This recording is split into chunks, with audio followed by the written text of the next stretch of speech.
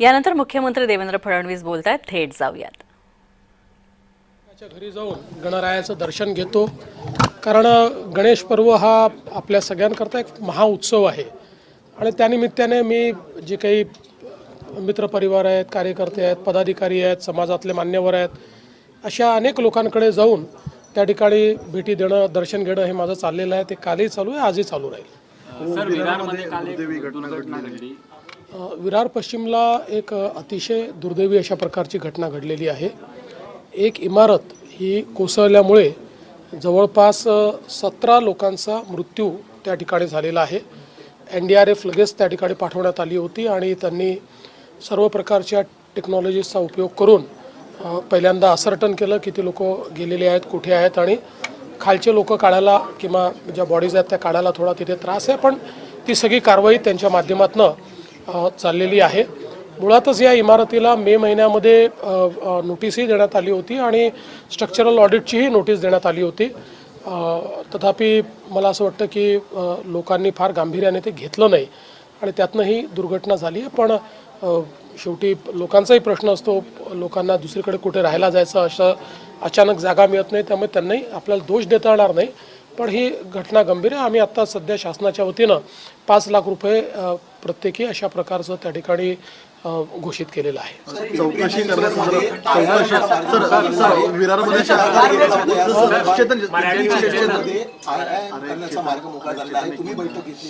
नाही, असं आहे की आपल्याकडे जे IIM आहेत, स्पेशली जसं IIM नागपूर आहे, तर आता देशातल्या अशा ज्या संस्था आहेत त्यांनी इतरत्रही शाखा काढावी अशी अपेक्षा आहे. आणि त्या दृष्टीने IIM नागपूरने पिंपरी चिंचवडमध्ये, पुण्यामध्ये शाखा काढण्याचं किंवा IIM सेटअप करण्याचा एक प्रस्ताव दिला होता. आता त्यातले हळूहळू सगळे मार्ग मोकळे होत आहेत आणि लवकरच त्या ठिकाणी ते कॅम्पस आपल्याला पाहायला मिळेल.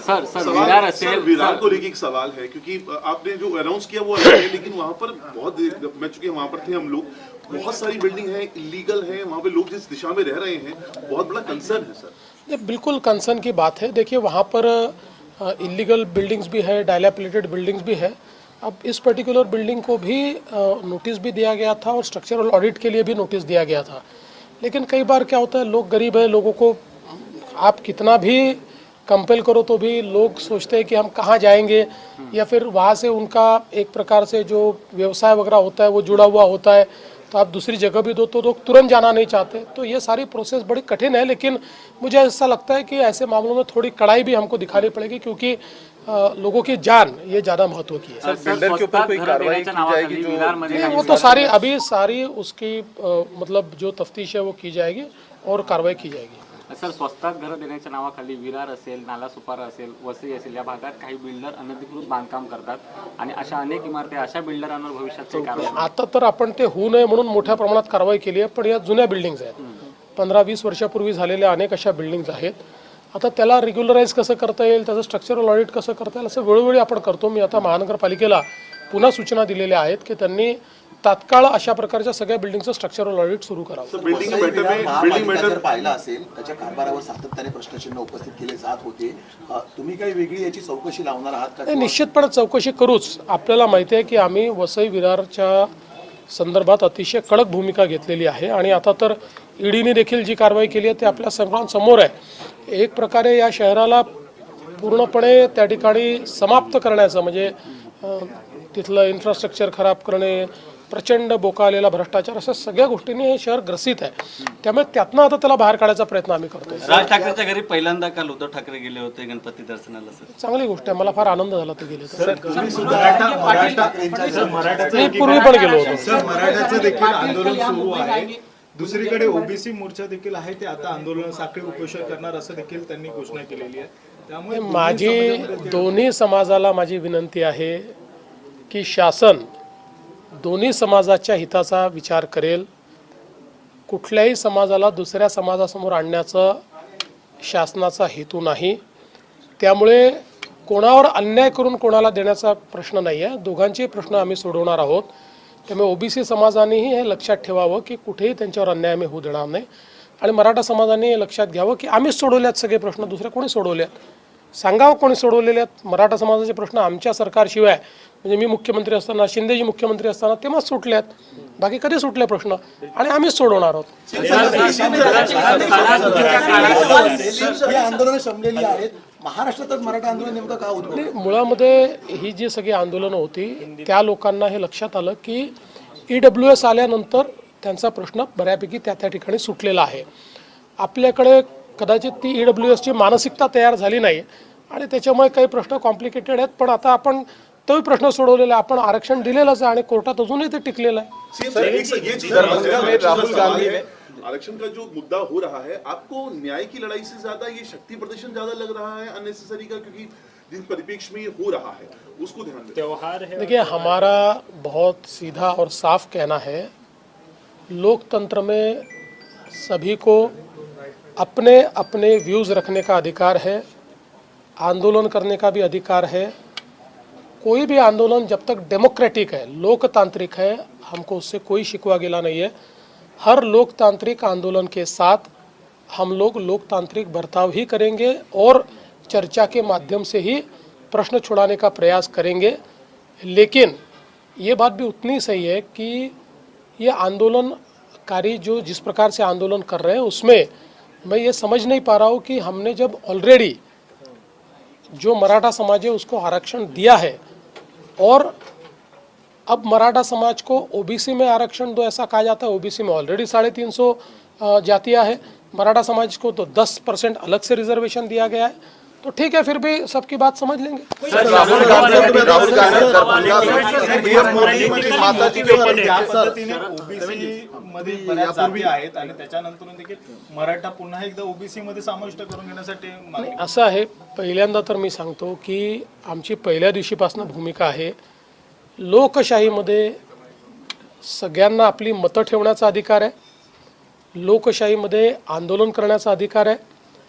लोकतांत्रिक पद्धतीनं जेवढी आंदोलनं होतील त्याला आमची ना नाही, त्याला आम्ही सामोरं जाऊ, आवश्यक तेवढी चर्चा करू, लोकशाहीच्या चौकटीत त्याच्यावर काय जे काही उपाय करता येतील ते उपाय आम्ही करू. एवढीच माझी अपेक्षा आहे की कुठलंही आंदोलन हे लोकशाहीच्या चौकटीबाहेर जाऊ नये. इथे तर माननीय उच्च न्यायालयाने चौकट आखून दिली आहे, त्यामुळे आता याची चौकट ही आमच्याही हातात नाही, ती उच्च न्यायालयाच्या हातात आहे. उच्च न्यायालयाने त्या संदर्भात काही नियम निकष तयार केले, त्या नियम निकषानुसार जर त्या ठिकाणी आंदोलन झालं तर आम्हाला काही अडचण नाही. राहुल गांधी जो है प्रधानमंत्री नरेंद्र मोदी की माताजी के ऊपर विवादित टिप्पणी की है, दरभंगा में उनके खिलाफ शिकायत हुई है पुलिस स्टेशन में, क्या कहें? मैं आपको बहुत साफ शब्दों में कहता हूँ कि मैंने इससे पहले भी कहा था कि राहुल गांधी का दिमाग चोरी हो गया है, और जब दिमाग चोरी हो जाता है तो इस प्रकार की ओछी बातें लोग करते हैं. अब मुझे बताइए, आप राष्ट्रीय नेता कहलाते हो और इतनी ओछी बात करते हो, आपको राष्ट्रीय नेता कहलाने का क्या अधिकार है? और मुझे तो ऐसा लगता है कि जब किसी का दिमाग चोरी हो जाता है तो उसको इग्नोर कर देना चाहिए. ओबीसी मध्ये एवढ्या जागा आहेत, खरं तर ओबीसी मध्ये एवढ्या जाती आहेत, मराठ्यांना तुम्ही देखील 10% तुम्ही दिलं असं वारंवार सांगितलं जातं, सरकारच्या वतीने दिलं देखील आहे, तरी देखील का नेमकं की किती? आता मला त्याचं उत्तर तर जे मागणी करतात तेच देऊ शकतात. आज आपल्याला माहिती आहे की जवळपास 350 जाती ओबीसीमध्ये आहेत, आणि आपण बघितलं तर समजा आता मेडिकलच्या ॲडमिशनचं बघितलं तर मेडिकलच्या ॲडमिशनमध्ये ओबीसीचा कट ऑफ SCBCच्या वर आहे आणि SCBCचा कट ऑफ EWSच्या वर आहे. त्याच्यामुळे ही जी काही मागणी आहे त्यांनी नेमकं किती भलं होणार आहे याची मला कल्पना नाही. आपण जर नीट आकडेवारी बघितली तर मराठा समाजाच्या हिताचं काय आहे हे आपल्या लक्षात येईल. मात्र मराठा समाजाचे जे नेते आहेत त्यांचीही पण ही जबाबदारी आहे की त्यांनी मराठा समाजाच्या हिताचा अभ्यास करून त्या ठिकाणी मागणी केली पाहिजे. हां, एक गोष्ट निश्चित आहे की जर SCBC असेल किंवा EWS असेल तर राजकीय आरक्षण मिळणार नाही. राजकीय आरक्षण हेतू असेल तर वेगळी गोष्ट आहे, पण राजकीय आरक्षण हा जर हेतू नसेल आणि सामाजिक आर्थिक परिवर्तनाची लढाई असेल, ॲडमिशन्स मिळाल्या पाहिजेत, नोकरी मिळाली पाहिजे, तर मला असं वाटतं की मग मागणीचा योग्य प्रकारे विचार किमान काही विचारवंतांनी तरी केला पाहिजे. उद्धव ठाकरे असतील, शरद पवार असतील, ते देखील आता पाठिंबा देताना पाहायला मिळतात. काय या आंदोलन जे आहे ते कुठेतरी राजकीय पातळीवर या शक्तीला मिळतंय. पॉलिटिकल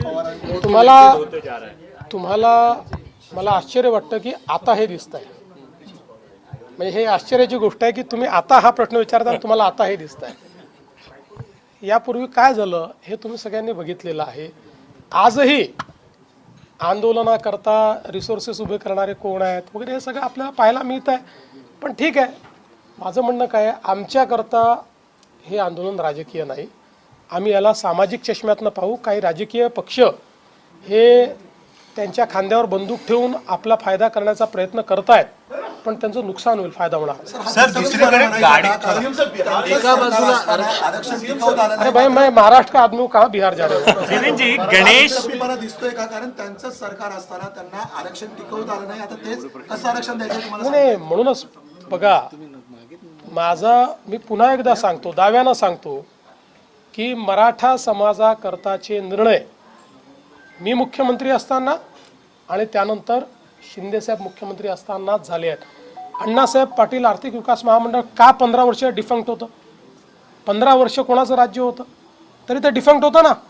मी ते उभं केलं आणि आज 1.5 लाख उद्योजक आमच्या नरेंद्र पाटलांच्या माध्यमातून आज त्या ठिकाणी अण्णासाहेब पाटील आर्थिक विकास महामंडळाने तयार केले.